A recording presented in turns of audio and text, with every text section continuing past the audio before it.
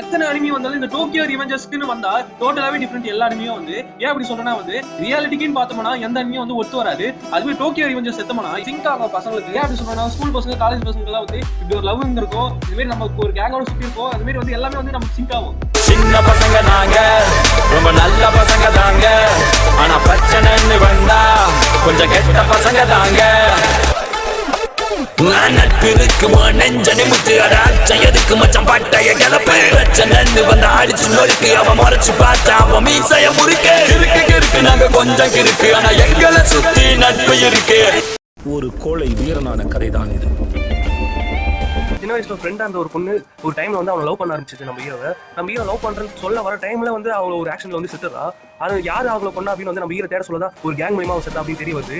அப்படி தெரிய வந்து அந்த கேங் கூட போய் சண்டை போட்டு அந்த கேங்கை அழிக்கணும் அப்படின்னு வந்து முடிவு எடுக்கிறான் நம்ம ஹீரோ. ஒரு சான்ஸ் கிடைச்சு அவன் அந்த கேங் அழிக்கணும்னு நினைக்கிறான். ஆனா அதுல ஏகப்பட்ட ட்விஸ்ட் டர்ன்ஸ் இது மாதிரி நிறைய வருது அவனுக்கு. நம்ம ஹீரோயினை காப்பாற்றணும் ட்ரை பண்ற ஒவ்வொரு டைமும் வந்து அவன் தோத்து போறான்.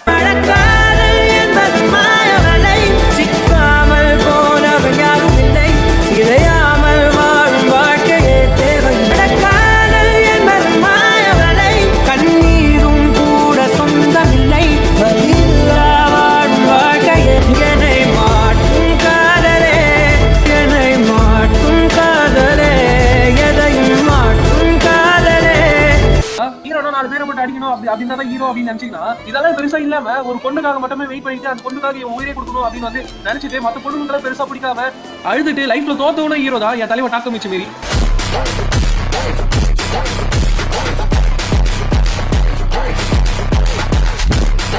அதே டோக்கியோ ரிவெஞ்சர்ஸ்னாலே வேற ரகம் தான்.